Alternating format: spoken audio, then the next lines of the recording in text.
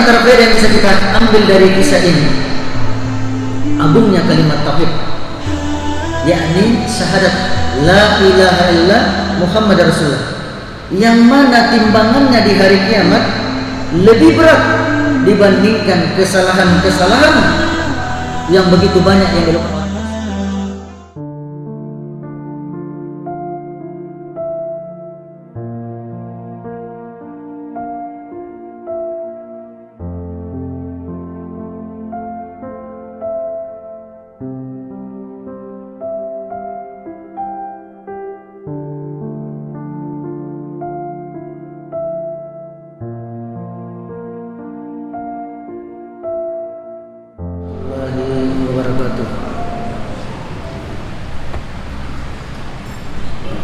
Alhamdulillahi Rabbil Alamin, wassalatu wassalamu ala Rasulil Karim Muhammadin wa ala alihi wa ashabihi wa man tabi'ahum bi ihsanin ila yaumiddin. Wa ba'du. Ma'asyiral muslimin muslimat, hadirin wal hadirah jamaah sekalian rahimani rahimakumullah. Alhamdulillah, kembali malam hari ini kita diberikan taufik oleh Allah Subhanahu wa taala, kita membahas perkara yang sangat penting dalam agama kita, yang berhubungan dengan masalah akidah, yang berhubungan masalah tauhid, yang mana perkara ini sangat-sangat menentukan apakah nantinya kita akan menjadi orang yang berbahagia atau sebaliknya menjadi orang yang celaka.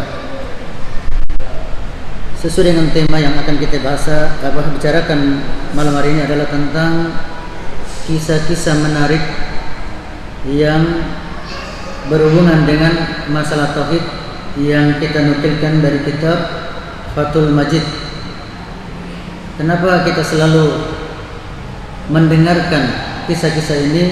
Di dalam Al-Quran banyak disebutkan kisah-kisah para nabi, kisah Nabi Musa alaihissalam dalam surat Al-Baqarah, kisah Nabi Nuh, kisah Nabi Lut, kisah Nabi Yusuf, kisah Nabi Ayub dan lain sebagainya.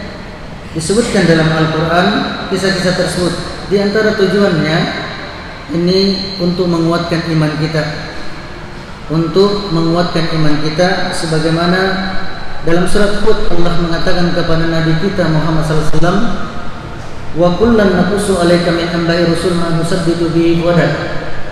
Setiap kali kata Allah kami menceritakan kisah-kisah para rasul kepadamu Muhammad, tujuannya adalah nusabbitu bihi fuadak, untuk kami menguatkan dengan kisah tersebut iman yang ada di hatimu. Kemudian juga dalam surat Yusuf Allah mengatakan, laqad kana fi qasasihim ibratun li ulil albab.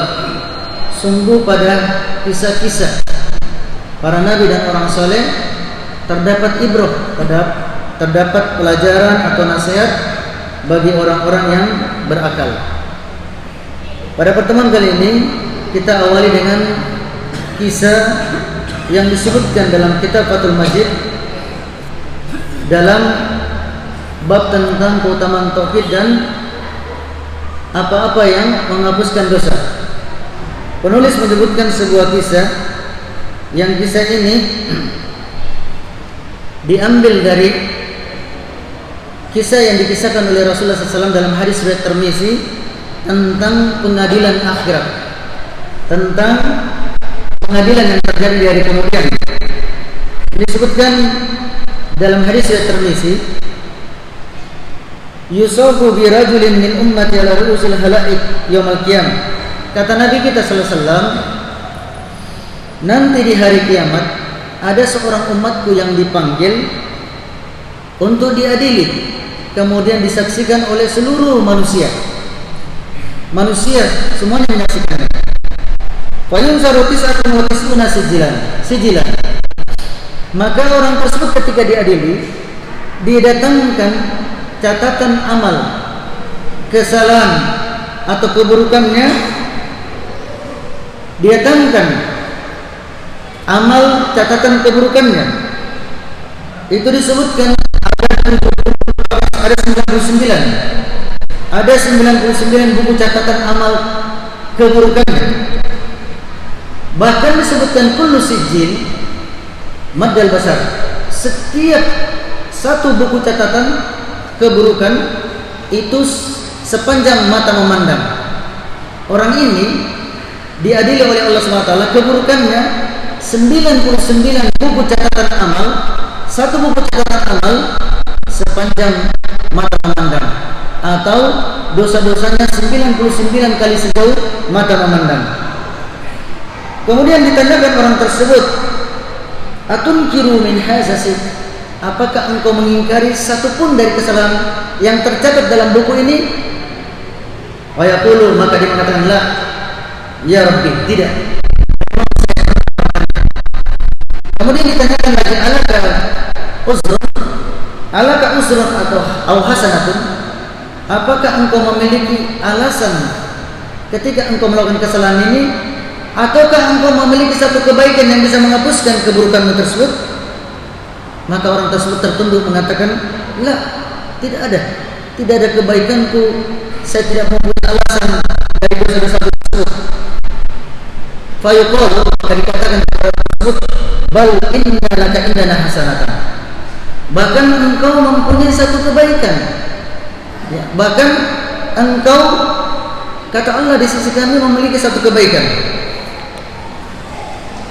Wa innahu la zulma alaika, sesungguhnya hari ini kamu tidak akan dizalimi. Wa yukhraju lahu bitoto, dikeluarkan satu kertas atau gulungan kertas, fiha, yang dalam kertas tersebut berisi kalimat tauhid syahadat, asyhadu an la ilaha illallah wa asyhadu anna muhammadan abduhu wa rasuluh.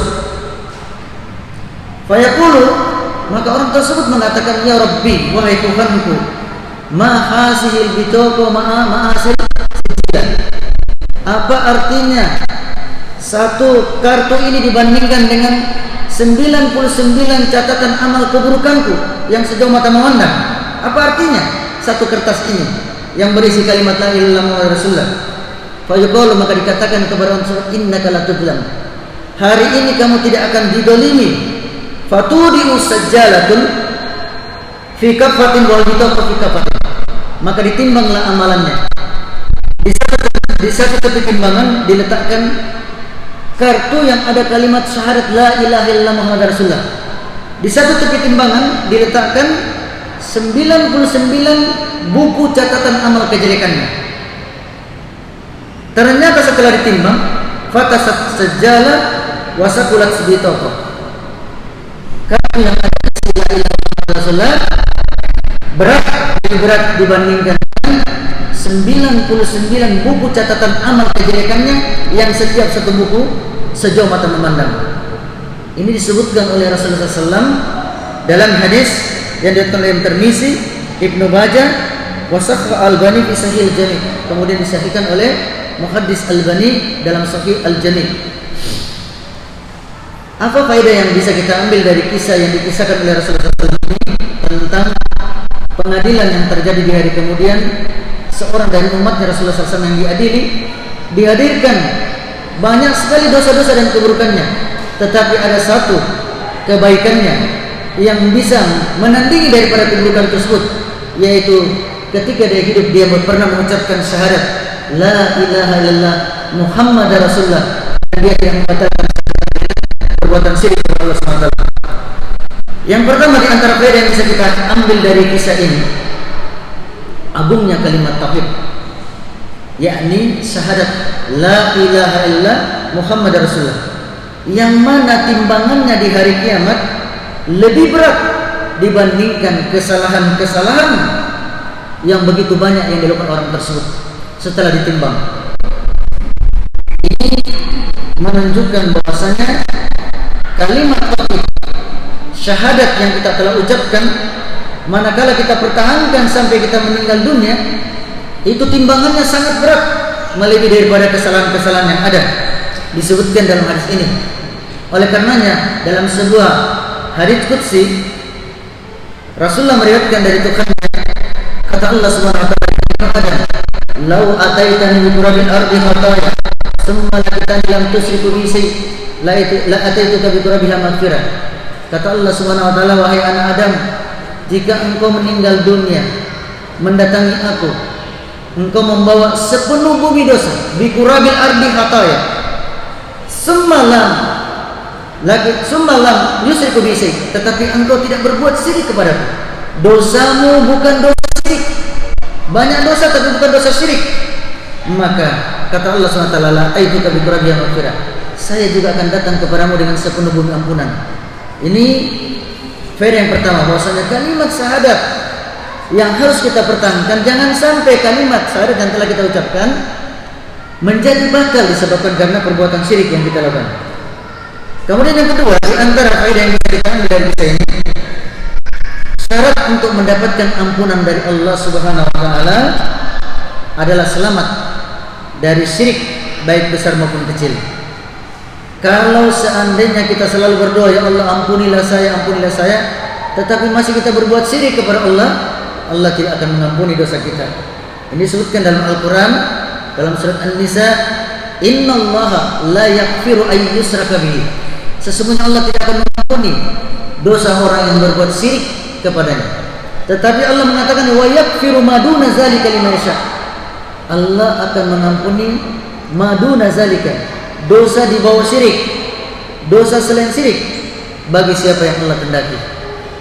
Ayat ini menunjukkan bahwasanya syarat untuk kita mendapatkan ampunan dari Allah Subhanahu wa taala, jangan berbuat syirik kepada Allah Subhanahu wa taala. Maka ketika kita berdoa, ya Allah ampunilah aku, Allah Subhanahu wa taala akan memberikan ampunan kepada kita kalau kita berusaha untuk menjauhi dosa-dosa syirik. Oleh karenanya dalam Al-Qur'an Allah mengatakan, in tajtanibu kaba'ira ma tunhauna ankum nukaffir ankum sayi'atikum wa nudkhilukum madkhalan karima. Kata Allah Subhanahu wa taala, kalau menjauhi kaba'ir, dosa-dosa besar termasuk dosa syirik yang dilarang, maka nukaffir ankum sayi'atikum, aku akan menghapuskan dosa-dosa kecilmu, dosa-dosamu, dan aku akan masukkan kalian mudkhalan karima, di tempat yang mulia, yaitu surganya Allah Subhanahu wa taala. Oleh karena itu menunjukkan bahwasanya syarat untuk kita mendapatkan ampunan dari Allah, jangan kita selamat kita dari berbuat syirik baik besar maupun kecil. Kemudian juga dalam kisah tadi diambil suatu faedah bahwasanya sebagaimana syirik itu bisa membatalkan amalan, sebaliknya orang yang menjauhkan dari syirik atau bertauhid, mentauhidkan Allah Subhanahu wa taala, maka Allah akan membatalkan dosa-dosanya. Jadi disebutkan dalam Al-Qur'an, ya, dalam Al-Qur'an Allah Subhanahu wa taala menyebutkan bahwasanya orang yang berbuat syirik kepada Allah Subhanahu wa taala, maka Allah akan batalkan amal-amalnya.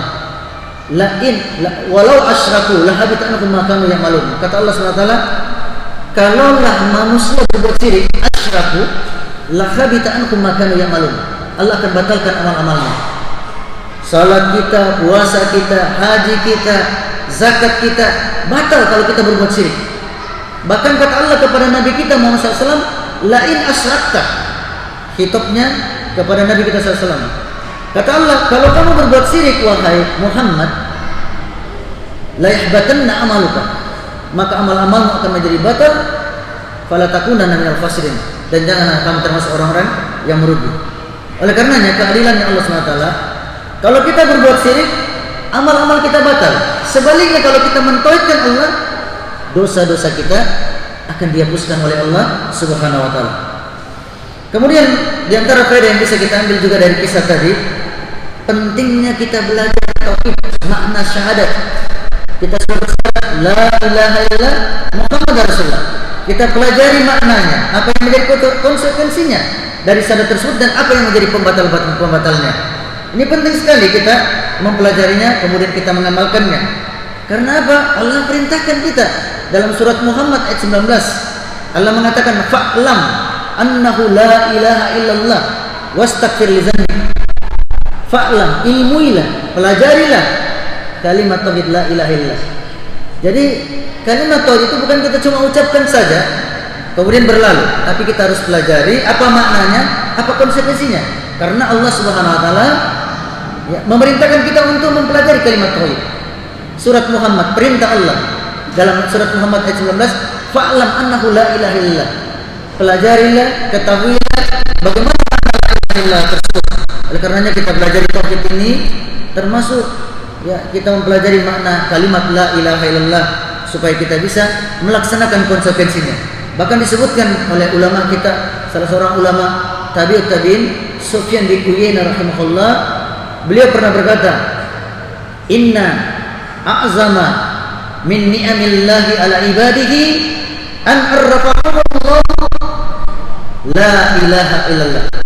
Kata Sufyan bin Uyainah, sesungguhnya di antara sebesar-besar nikmat yang Allah berikan kepada hambanya, Allah berikan dia pengetahuan tentang la ilaha illallah. Ini nikmat yang besar. Nikmat yang paling besar kalau kita mengetahui makna la ilaha illallah, kemudian kita mengamalkannya. Ini kata Sufyan bin Uyainah. Kenapa? Karena nikmat Islam, nikmat iman, nikmat bertauhid ini tidak diberikan kepada sebagian kerabat Nabi. Di antaranya istrinya Nabi Nuh dan istrinya Nabi Lut. Dalam surah At-Tahrim Allah menjelaskan kedua istri tersebut meskipun istri seorang nabi tetapi tidak diberikan hidayah oleh Allah, tidak diberikan hidayah untuk mengenal la ilaha illallah. Demikian juga bapaknya Nabi Ibrahim Azar tidak diberikan hidayah untuk menerima tauhid la ilaha illallah, tidak diberikan hidayah oleh Allah untuk mengenal tauhid la ilaha illallah. Wa iskala Ibrahimu li abihi Azar, ketika Nabi Ibrahim berkata kepada bapaknya Azar, atattakhizuna alihatan asnaman, apakah kalian menjadikan berhala ini sebagai sembahan? Ya, ini Azar. Kemudian Allah juga tidak berikan hidayah iman ini, nikmat la ilaha illallah ini kepada anaknya Nabi Nuh alaihissalam, salah seorang anak Nabi Nuh. Nabi Nuh mempunyai anak, ada 4 orang. Ada di antara salah seorang yang bernama Iyam atau Kan'an. Salah seorang anaknya tidak mendapatkan hidayah, termasuk orang yang ditenggelamkan oleh Allah Subhanahu wa taala sebagaimana disebutkan dalam surat Hud. Kemudian juga pamannya Nabi kita memiliki paman yang sangat dicintai, yaitu Abu Talib, bapaknya Ali bin Abi Talib. 2 anaknya penghuni surga, Ja'far bin Abi Talib dan Ali bin Abi Talib. Tetapi bapaknya tidak diberikan hidayah oleh Allah, Abu Talib. Paman yang sangat dicintainya, pamannya Nabi yang sangat dicintai, yaitu Abu Talib, tidak diberikan hidayah untuk mengenal la ilaha illallah. Oleh karenanya kata Sufyan bin Uyainah, sebesar-besar nikmat yang Allah berikan kepada para hambanya ketika arrafahumullahu an la ilaha illallah, ketika Allah mengenalkan kepada hambanya kalimat tauhid la ilaha illallah, kemudian dia berusaha untuk mengamalkannya. Oleh karenanya penting sekali kita mengenal tauhid, karena tauhid begitu besar faedahnya, bisa mengalahkan dari semua kesalahan-kesalahan yang kita perbuat ketika kita hidup di dunia. Kemudian kisah kedua, kisah ini juga disebutkan dalam kitab Fathul Majid ketika membicarakan bab tentang gulu fi kuburi as-salihin. Ya. Sebagian manusia bersikap gulu, berlebih-lebihan kepada orang-orang yang soleh, sehingga yusiruha ausanan ta'budu min dunillah. Mereka menjadikan orang soleh itu sebagai berhala yang disembah selain Allah Subhanahu wa taala. Ketika membicarakan bab ini, penulis kitab Fathul Majid mengambil atau menukil sebuah kisah. Kisah ini disebutkan oleh Ibnu Ishaq dalam kitab Maghazinya atau yang lainnya dalam kitab Sirah Nabawiyahnya. Ibnu Ishaq menyebutkan bahwasanya Abul Aliyah, seorang perawi dari kisah ini, menyebutkan lamma fatahna Tustar wajadna fi baitul malil khurmusan sariran alaihi rajulun mayyitin. Ketika kami kaum muslimin mengalahkan daerah Tustar ini disebutkan salah satu kota di Iran sekarang, di negeri Iran sekarang. Ketika kaum muslimin mengalahkan Tustar dulu dikuasai oleh Persia, ya, di antara rajanya Hurmusan. Ketika kami mengalahkan orang-orang Tustar, maka kami mendapatkan di Baitul Malnya Hurmusan, ya Hurmusan itu Persia, ada sebuah ranjang yang di atasnya terdapat seseorang yang sudah meninggal, rajulun mayyit. Kemudian di kepalanya ada mushaf atau kitab, ada sebuah kitab di kepalanya. Maka kami mengambil kitab tersebut, fahamalna ila Umar, ketika itu Umar yang menjadi Amirul Mukmininnya di zaman Umar. Maka mereka mengirimkan kepada Umar. Kemudian Umar ya memanggil Ka'ab, ya, Ka'ab untuk menerjemahkan kitab tersebut dalam bahasa Arab. Setelah diterjemahkan, ternyata isinya kitab tersebut adalah tentang keadaan-keadaan yang akan terjadi setelah berikutnya. Ini diantara ciri daripada kitab-kitab samawi. Kitab yang diturunkan kepada para nabi menceritakan tentang kisah-kisah yang akan terjadi. Kemudian ditanyakan, "Fama sanatun birrajul?" Ya, apa yang kalian lakukan kepada orang tersebut? Ya, orang ini disebutkan namanya adalah Daniel. Dia adalah Nabi Daniel.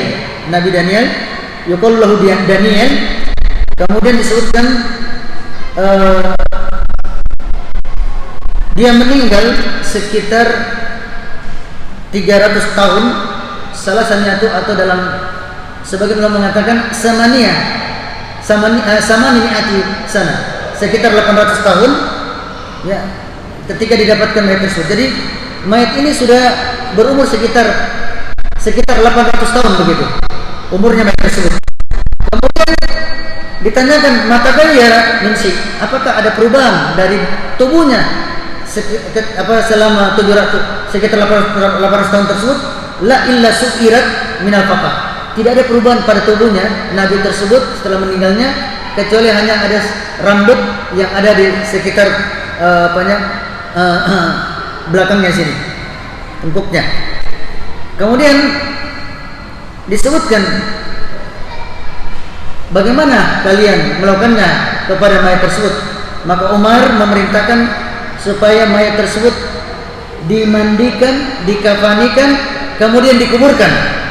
Kemudian Umar merintahkan menguburkan mayatnya atau jenazahnya Nabi Daniel yang didapat ketika itu dengan cara di siang hari bin nahar dibuat salah asara kabran mutafarraqatan, dibuat 13 lubang kuburan secara berpisah. Dibuat 13 lubang kuburan secara berpisah ya di siang hari. Dalam riwayat sungai dibendung, kemudian digalilah 13 lubang di aliran sungai tersebut di siang hari. Kemudian pada malam hari baru mereka menguburkan mayat Nabi Daniel tersebut. Kemudian setelah itu dialirkan sungai atau diratakan tanah yang dikuburkan tersebut. Ya, ini diantara tujuannya linu'ammiya 'alan nasi la yunbisunahu, agar manusia tidak mengetahui di mana letak kuburannya Nabi Daniel, supaya tidak dibongkar atau digali kuburan tersebut, supaya tidak dibongkar dan digali kuburan tersebut. Kemudian kenapa dilakukan demikian ini? Ini disebutkan mereka melakukan demikian ini karena orang tersebut, orang-orang di negeri Tustar, karena mereka tidak mengenal tauhid, kalau hujan terhenti atau musim kemarau, maka mereka mengeluarkan ranjang yang berisi mayatnya, jenazahnya Nabi Daniel, dikeluarkan ke lapangan, kemudian fayamturu Nabi, mereka meminta hujan dengan perantaraan Nabi Daniel tersebut, jasadnya Nabi Daniel tersebut. Ini perbuatan syirik, karena meminta hujan itu hanya kepada Allah. Ketika kita musim kemarau, kita hanya meminta hujan kepada Allah SWT. Bahkan disyariatkan kita orang muslim salat istisqa, salat meminta hujan. Kalau mereka orang Tustar, orang di Persia sana, ketika habasat sama as-sama'u isa habasat, ketika langit atau air yang dari langit itu tertahan musim kemarau, maka mereka meminta hujan melalui jenazahnya Nabi Daniel tersebut. Maka ketika didapatkan jenazah tersebut, dikuburkanlah jenazah tersebut, dibuat 13 kuburan di siang hari, di malam hari baru dikuburkan, kemudian diratakan kuburan tersebut. Supaya apa tujuannya? Orang tidak mengetahui di mana letak kuburannya, supaya tidak digali kembali kuburannya Nabi Daniel untuk dijadikan perbuatan syirik kepada Allah Subhanahu wa taala.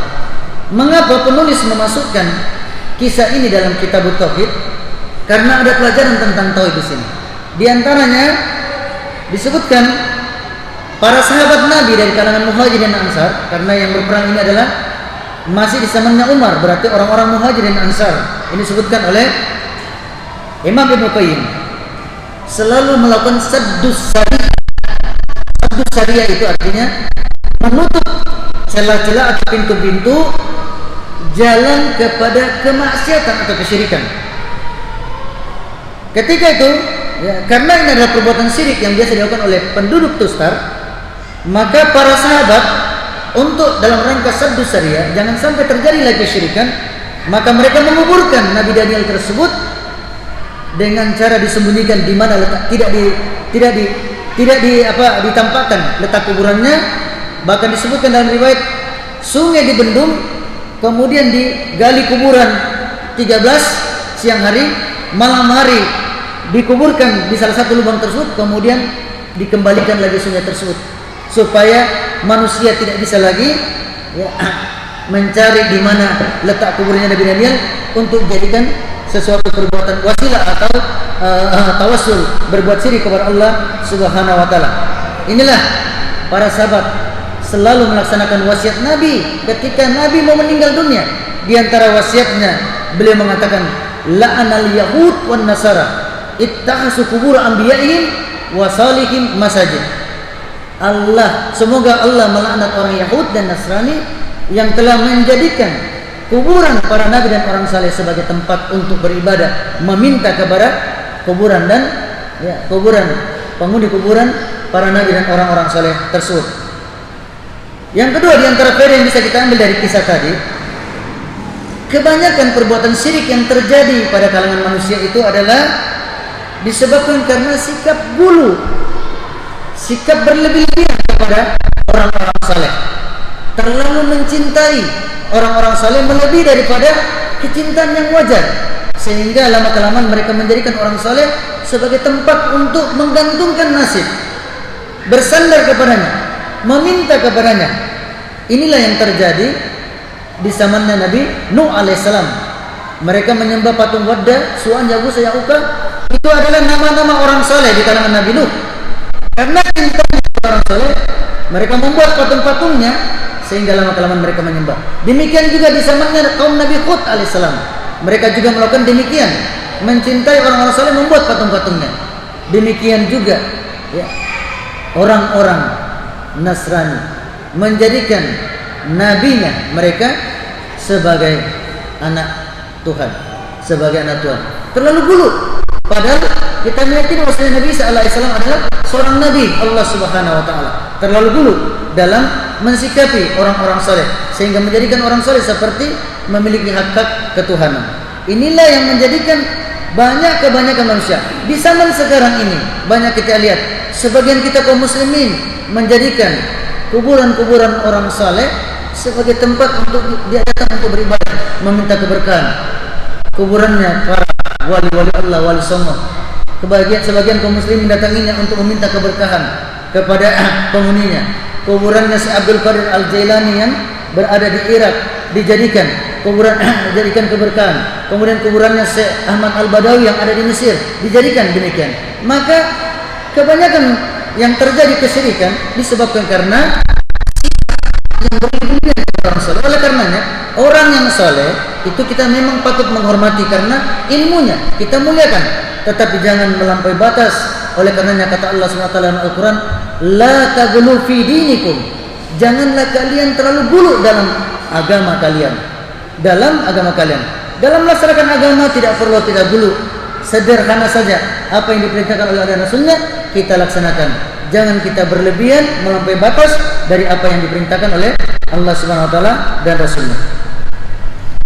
Kemudian kita juga nukilkan, karena ada hubungannya dalam kitab Fathul Majid juga tentang bab minal imani, di antara konsekuensi iman ada as-sabru ala aqdarillah, bersabar atas takdir Allah Subhanahu wa taala. Ini disebutkan sebuah kisah. Kisah ini disebutkan dalam kitab Az-Zuhud Imam Ahmad. Beliau menceritakan tentang intalaka rajulun mu'min wa rajulun kafir yusayyidani samak. Ada dua orang yang pergi melaut mencari ikan.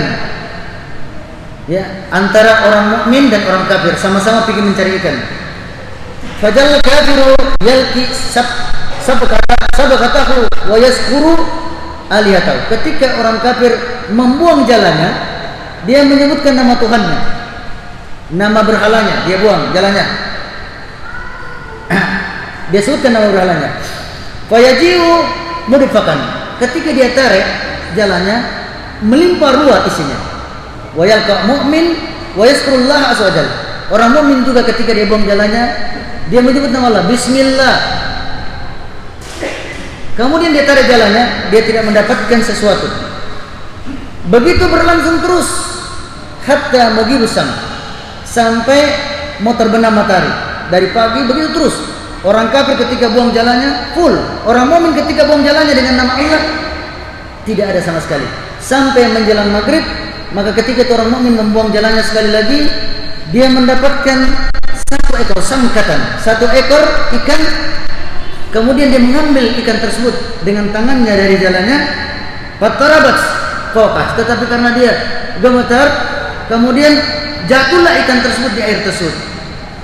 Farajal mu'min laisa ma'hum syai'un. Maka orang mukmin pulang dari melaut tidak mendapatkan satu ekor pun ikan.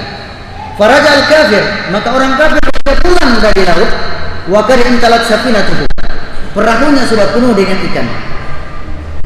Fa asafa malakul mu'min, maka ada malaikat mukmin yang malaikatnya orang mukmin tadi, ya karena setiap kita ini punya malaikat yang mengawasi atau yang ada di sekitar kita. Maka malaikatnya orang mukmin berkata kepada Allah Subhanahu wa taala, "Rabbi, abduka hadzal mu'min." Wahai Tuhanku, hambamu yang mukmin ini, dia berdoa kepadamu ketika melempar jalannya. Raja walaysa ma'hum. Kemudian dia kembali tidak dapat seekor ikan pun. Wa abdukal kafir, hambamu yang kafir ini, dia membuang jalannya, dia menyebut nama Tuhannya. Dia pulang dalam keadaan perahu sudah penuh. Ya. Maka Allah SWT berkata kepada malakul mu'min, malaikat mu'min tersebut, ta'al, kemarilah. Fa'arahu maskanal mu'min fil jannati. Lihatlah tempatnya orang mukmin di surga.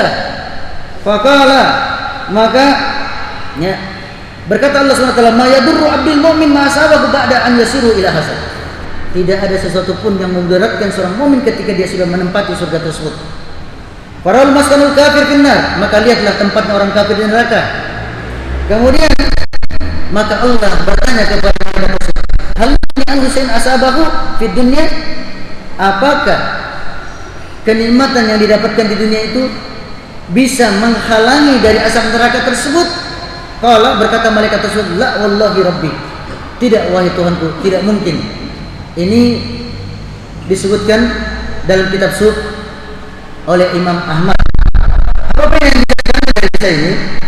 Disebutkan di antara pelajaran yang bisa kita ambil, ibrah yang bisa kita ambil dari kisah ini, terkadang seorang mukmin yang bertauhid diuji oleh Allah Subhanahu wa taala.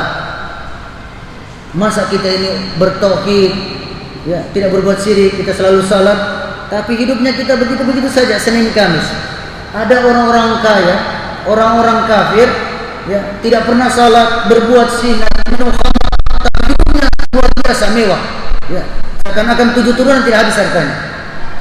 Pelajaran yang kita ambil dari kisah ini, terkadang orang mukmin diuji oleh Allah Subhanahu wa taala dengan ujian-ujian dunia.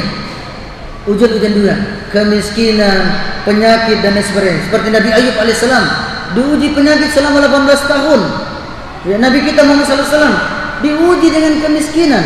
Nabi sallallahu alaihi wasallam ketika meninggalnya tidak ada warisan. Tidak ada roti. Yang ada hanya segenggam beberapa gandum, itu pun sudah digadaikan dengan baju besinya.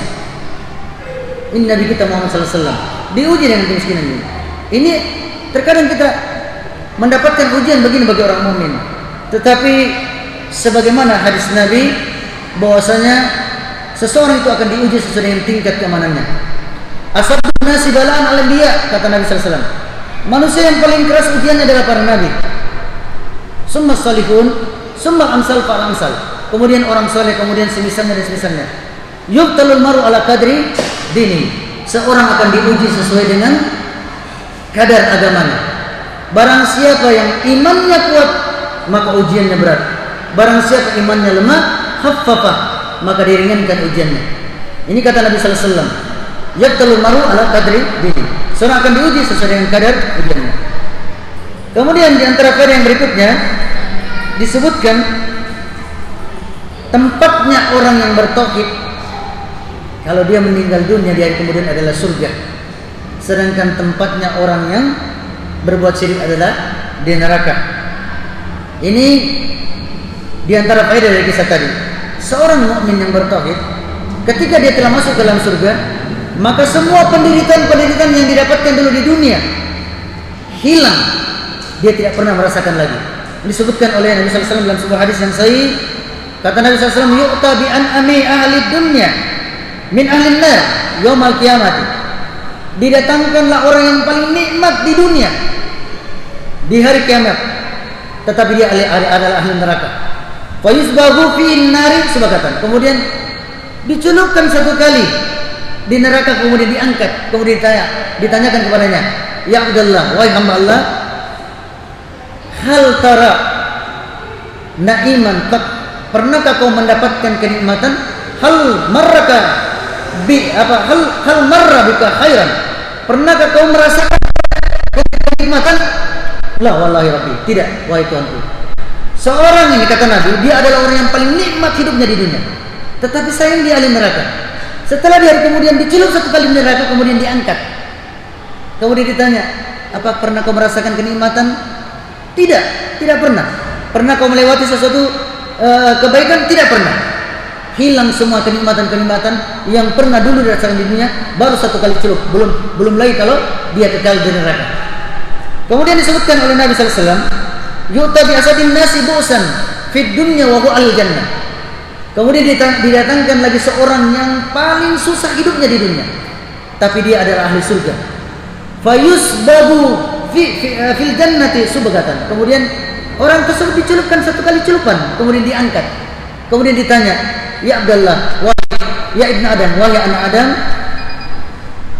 hal ra'aita bu'san qad, apakah engkau pernah melihat atau merasakan sesuatu kesusahan? Hal marra bika siddatun qad, pernahkah kau melalui atau merasakan sesuatu kesusahan? La wallahi rabbi, tidak wahai Tuhanku, saya tidak pernah merasakan satu kesusahan. Orang ini adalah orang yang paling susah hidupnya di dunia, kata Nabi sallallahu alaihi wasallam. Satu kali celup saja kemudian diangkat, dia melupakan semua kesusahan-kesusahan yang ada di dunia.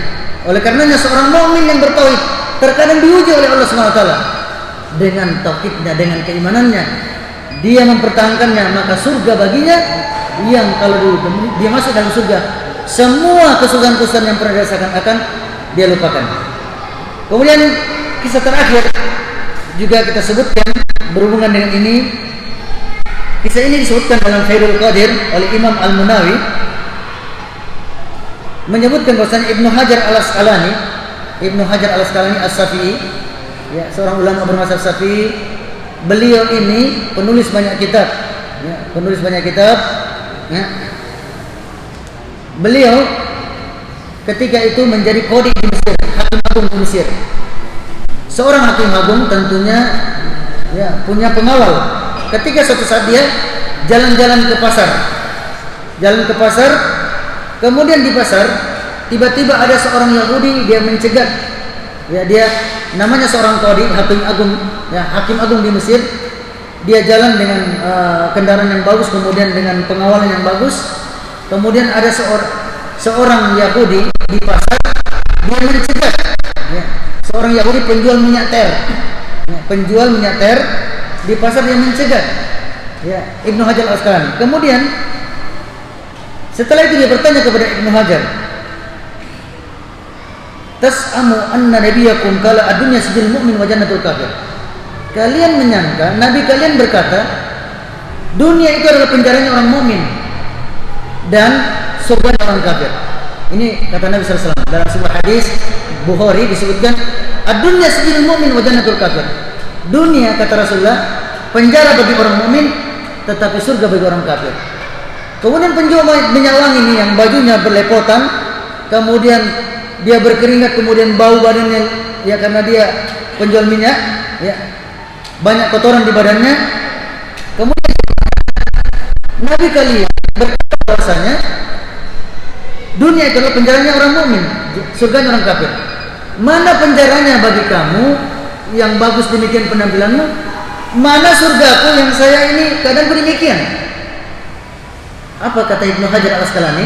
Beliau mengatakan, ya, fa amma ana binismati lamma adallahu li fil akhirati min ini kanni al-an fi sijni.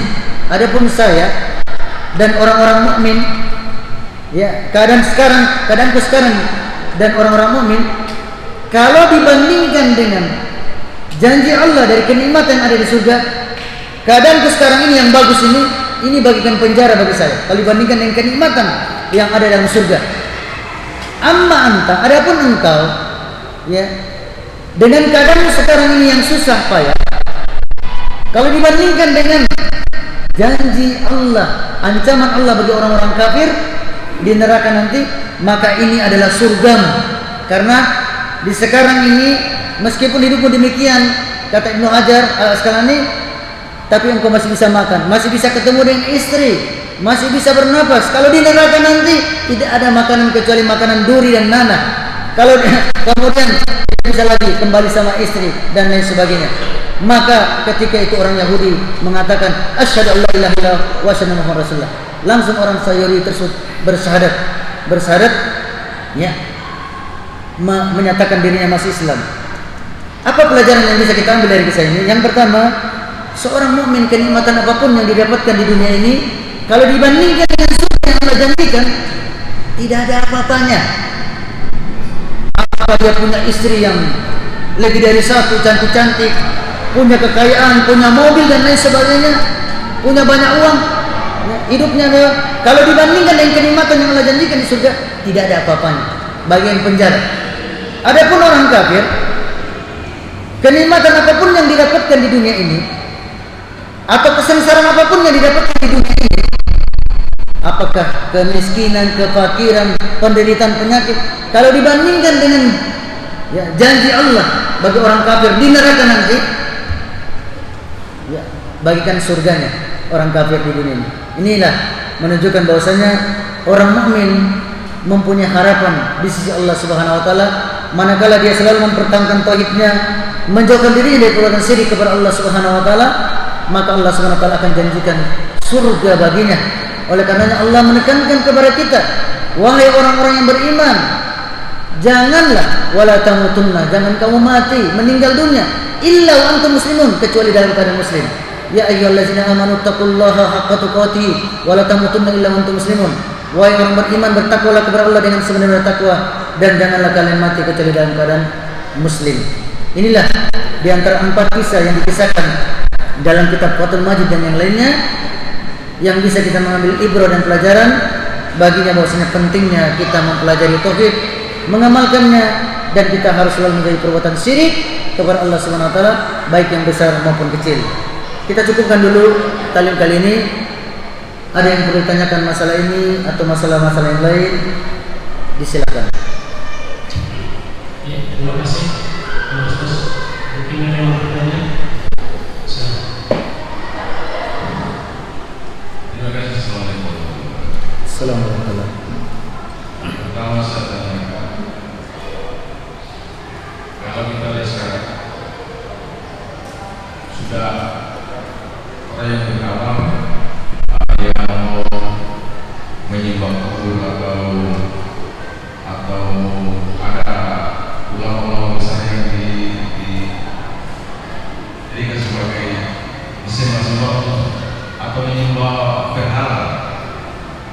kira-kira apa contohnya yang amalan-amalan yang sehingga membuat orang itu sirik. Kira-kira sirik dalam hidup masyarakat. Kemudian yang apakah orang yang beramal atau yang meminta kepada Allah bertamasuk, artinya menarik amal-amal kebaikannya, seperti ada yang disebut dalam suatu hadis itu, ketika mereka masuk ke dalam gua lalu ditutupi dengan batu, kemudian berdoa mereka salah satunya di antara guru, ya Allah, saya mau mengerjakan, kemudian dari depannya itu saya tidak ambil datang dia, kemudian berapa lama kita merasakan semua pada bahkan semua yang apakah pertanyaan itu melalui perantara amal-amal apakah termasuk kategori itu tidak? Jadi barakallahu fikum atas pertanyaannya. Yang pertama, pertanyaannya bagaimana bentuk-bentuk atau contoh-contoh sikap buluh atau pengakuan kepada kuburan orang saleh yang melampaui batas. Seperti kita lihat di beberapa daerah,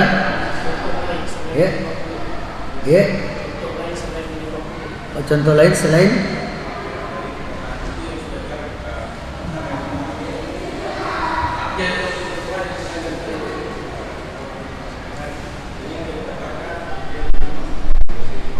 banyak contoh-contoh. Jadi perbuatan syirik itu bermacam-macam. Seperti tadi datang kepada kuburan untuk meminta kepada penghuni kubur atau meminta keberkahan.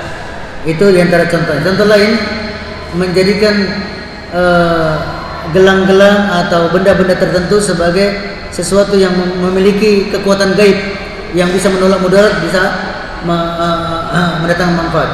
Kemudian contoh-contoh lain juga biasanya termasuk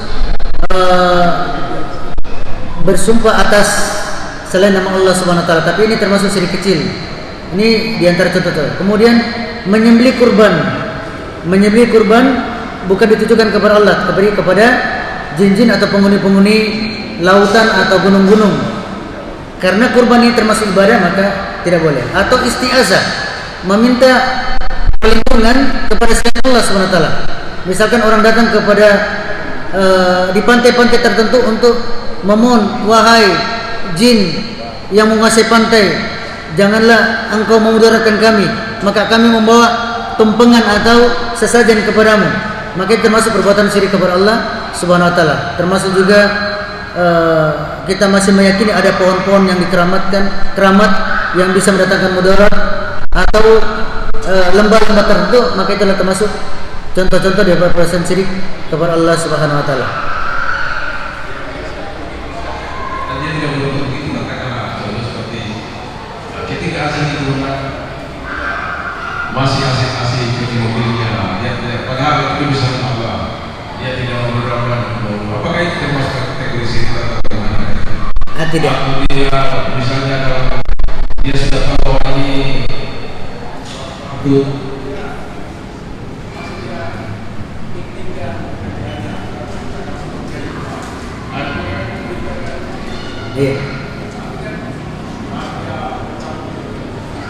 seakan-akan dia tidak ada apa-apa. Apakah itu dengan kategori kalau dalam masalah ibadah-ibadah seperti sholat, kemudian puasa, kemudian selama dia meyakini bahwasanya sholat itu adalah disyariatkan, tetapi dia tidak melaksanakannya, maka dia fasik, bukan namanya syirik. Tapi kalau dia meyakini bahwasanya salat tidak penting, ya, yang lebih penting adalah ini, maka dia adalah fasik. Jadi namanya orang mukmin pasti dia meyakini bahwasanya salat itu penting, tetapi ya saya belum bisa melaksanakannya, maka ketika itu dia bukan namanya kafir, tapi namanya fasik. Dia hawa nafsunya tidak mau melaksanakan ibadah yang Allah perintahkan, padahal dia meyakini bahwasanya ibadah itu adalah harus dia laksanakannya, tetapi dia tidak melaksanakannya, maka dia fasik. Misalkan dicontohkan tadi, sudah azan, ya Allah memanggil untuk kita melaksanakan salat, tapi kita lebih mementingkan yang lain, maka kita katakan orang tersebut bukan orang yang kafir atau syirik, tetapi dia adalah fasik. Fasik itu artinya orang yang tidak melaksanakan perintah Allah Subhanahu wa taala, ya, dalam keadaan dia meyakini bahwasanya perintah Allah itu adalah wajib. Itu namanya fasik, bukan syirik. Kemudian yang kedua tadi pertanyaannya masalah ya, tawasul yang dibolehkan ada apa? Ada beberapa tawasul yang dibolehkan, termasuk tawasul amal soleh. Seperti kata Allah SWT ketika dalam surat Al Imran dikatakan, Rabbana innana sami'na munadiyan lil imani an aminu birabbikum. Ya Allah, aku telah mendengar seruan dari penyerumu untuk beriman kepadamu. Kemudian saya beriman kepadamu, maka ampunilah dosaku. Jadi kita bertawasul kepada Allah dengan amal saleh kita, dengan iman kita, kita bertawasul. Saya telah beriman ya Allah, faghfir lana, maka ampunilah aku. Termasuk juga yang dikisahkan tadi, 3 orang yang terjebak dalam gua, maka dia berdoa kepada Allah dengan wasilah amal saleh yang pernah dilakukannya dulu ketika dia masih lapang. Maka bertawasul dengan amal saleh itu dibolehkan. Seperti kalau kita habis membaca Al-Quran, ya Allah, aku mohon kepadamu dengan bacaan Al-Quranku ini agar engkau mengampuni dosa orang tuaku yang telah meninggal. Boleh demikian. Itu bertawasul dengan amal saleh yang kita lakukan. Ya, silakan yang lainnya. Sudah habis waktu. Ya, kita cukupkan.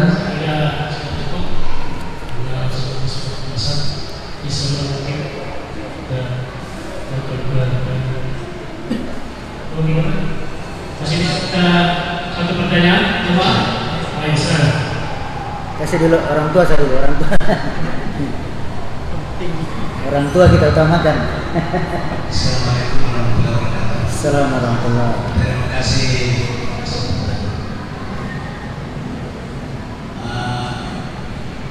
Yang saya pertanyakan Ustaz, setiap saya ketemu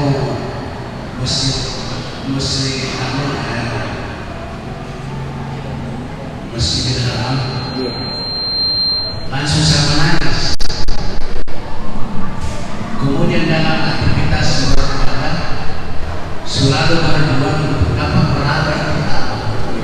Satu kedua masuk di Masjid Nawawi, sering ya berumur corona karena bentuk kerinduan. Sementara kan ini yang sampai bisa terjadi pada sini seperti ini Ustaz. Tolong cerita penjelasannya. Jadi ketika kita berada di Masjidil Haram, kemudian ada kerinduan kita untuk memegang Ka'bah tersebut, itu bukan perkara kesyirikan, bahkan memang suatu tabiat manusia. Setiap orang haji ingin memegang Ka'bah, apalagi bisa kita memegang ada di sudut Ka'bah itu Hajar Aswad, atau kalau tidak dapat di Multasam antara pintu Ka'bah dan Hajar Aswad, di situ tempat berdoa. Bahkan Ibnu Abdullah bin Zubair biasanya disebutkan beliau merapatkan semua tangannya dan wajahnya ke di Multasam di situ untuk berdoa kepada Allah SWT, merapatkan wajah tangannya untuk berdoa kepada Allah SWT di pintu Ka'bah tersebut. Demikian juga disyariatkan kita ketika kita masuk ke Masjid Nabawi, disyariatkan kita sebelum pulang kita sehingga untuk memberikan salawat kepada Nabi kita dan kedua sahabatnya Abu Bakar dan Umar. Itu disyariatkan kepada kita. Maka itulah bukan bentuk kesyirikan, tetapi bentuk sesuatu yang menunjukkan imannya kita, bahwasanya kita itu mencintai Rasulullah SAW, ya, hidup dan matinya kita mencintainya, kemudian kita mencintai ya kiblat kita yaitu Ka'bah, Baitullah, Ka'bah. Jadi bukan perkara syirik, bahkan itu adalah sesuatu bentuk keimanan kita, ya, salah satu bentuk bukti-bukti cinta kita dan keimanan kita kepada Allah Subhanahu wa taala. Kita cukupkan.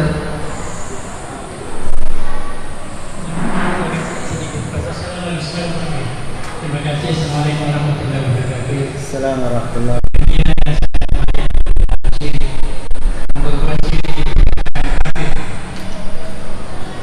yang barangkali perlu kita ketahui semua, orang itu syirik kafir, yang paling mengetahui itu sesungguhnya adalah dirinya sendiri.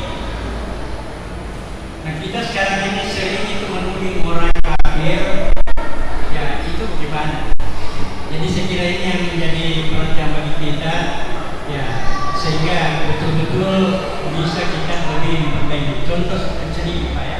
Tadi Nabi Daniel kita kenal bahwa itu kaburkan itu kuburannya supaya tidak batal. Sekarang apakah ada persamaan dengan itu yang pernah berusaha di kuburan Nabi Muhammad SAW akan dikaburkan? Jadi barangkali mohon penjelasan dari Ustaz sedikit, karena Ustaz yang pengalaman di tanah suci sana, bagaimana peristiwa itu dan apakah ada persamaan dengan Nabi Daniel untuk melakukan kuburan Nabi Muhammad SAW, sehingga mungkin laskar tidak menjadi kesulitan untuk mengawal, untuk memisahkan orang-orang yang akan berbuat syirik di situ. Saya kira itu, dan penutupnya bahwa kita ketahui tadi wa'lam la ilaha illallah, bahwa kalimat la ilaha illallah, kalimat tauhid itu harus dipelajari. Karena itu dipelajari, tidak serta-merta begitu dipelajari, dipahami, langsung bisa kita amalkan. Karena untuk bisa kita mengamalkan tauhid itu kecuali hidayah dari Allah Subhanahu wa taala. Abu Lahab itu pasti mengetahui itu la ilaha illallah, tetapi dia karena tidak mendapat hidayah, maka tidak ini. Saya kira itu. Terima kasih. Betul sekali yang terakhir, bahwasanya kita tidak bisa beramal kecuali dengan pertolongan Allah SWT. Sama juga kita tidak bisa mendapatkan ilmu kecuali dengan pertolongan Allah SWT. Ada orang yang mengetahui tentang tauhid seperti Abu Lahab, Abu Jahal, tahu tentang tauhid, tentang makna tauhid la ilaha illallah, tetapi mereka sulit dan tidak diberikan hidayah untuk mengamalkannya. Makanya kita selalu meminta kepada Allah dua hidayah ketika kita membaca Al-Fatihah. Maksudnya kita meminta hidayah, ihdinas siratal mustaqim, yaitu bukan jalannya orang yang sesat, ada ilmu tetapi tidak dilaksanakan. Bukan juga jalannya orang yang dhalim, dia rajin beribadah tapi sesat, tidak tahu tentang ilmunya. Jadi kita meminta kepada Allah hidayah ilmu dan hidayah untuk mengamalkannya. Meskipun ada orang yang diberikan hidayah ilmu tetapi tidak bisa melaksanakannya. Ada juga orang yang diberikan hidayah untuk beramal tetapi tidak ada ilmunya. Jadi ini dua hidayah yang bisa selalu kita minta kepada Allah Subhanahu wa taala. Kemudian hubungannya dengan masalah syirik dan kufur itu di hati, memang amalan syirik itu atau amalan kufuran itu ada yang berhubungan dengan hati, ada juga yang berhubungan dengan anggota badan. Tetapi semuanya intinya di hati. Ya, kita lihat bahwasanya ada orang yang melakukan suatu bentuk kesyirikan. Kita tanya, apa kamu melakukan demikian untuk apa? Mengagungkan sembahan tersebut? Tidak. Hanya karena untuk saya melakukannya. Karena mungkin karena kebodohan atau karena takwilnya, maka tidak serta-merta kita katakan kufur. Jadi setiap orang yang melakukan kesyirikan, tidak serta-merta kita katakan dia adalah orang yang musyrik. Semua orang yang melakukan kekufuran tidak serta-merta kita akan kafir. Misalkan ada orang yang datang kepada dukun-dukun dan lain sebagainya, kemudian kita tidak langsung mengatakan kamu kafir, tidak. Kita mengatakan kamu telah melakukan perbuatan kufur. Ya, mungkin kamu tidak tahu melakukan demikian, maka kita nasihati. Jadi setiap orang yang melakukan kekufuran atau kesyirikan tidak serta-merta kita langsung katakan dia musyrik atau kafir, kekal neraka. Tidak. Haruslah ada iqamatul hujjah kepadanya, kita sampaikan kepadanya, atau boleh jadi karena ada penghalang-penghalang seperti dipaksa atau terpaksa melakukannya, maka kita hanya mengatakan dia telah melakukan perbuatan kufur tapi orangnya belum tentu kafir. Kemudian hubungannya dengan kuburannya Nabi SAW, dulu ada wacana kuburannya itu mau dipindahkan, dihilangkan dan sebagainya, tetapi ternyata ini adalah fitnah yang ditujukan kepada pemerintah Saudi, karena pemerintah Saudi itu meyakini bahwasanya hadis Nabi bahwasanya seorang Nabi itu dikuburkan di mana tempat dia meninggal, maka tidak mungkin kuburnya Nabi dipindahkan. Ya, kuburannya Nabi dipindahkan. Kuburannya Nabi tetap di situ dijaga, tetapi tetap dijaga oleh laskar supaya tidak ada orang yang bisa menjadikan kuburan Nabi sebagai sesuatu tempat beribadah atau meminta kepada Nabi, bukan meminta kepada Allah SWT. Jadi mungkin demikian itu Pak Kiai. Jadi tidak akan mungkin kuburan Nabi itu dipindahkan karena hadis Nabi mengatakan bahwasanya seorang Nabi itu dikuburkan di mana tempatnya dia meninggal. Demikian kita cukupkan. Subhanakallahumma wa bihamdika asyhadu an la ilaha illa anta astaghfiruka wa atubu ilaik. Assalamualaikum warahmatullahi wabarakatuh.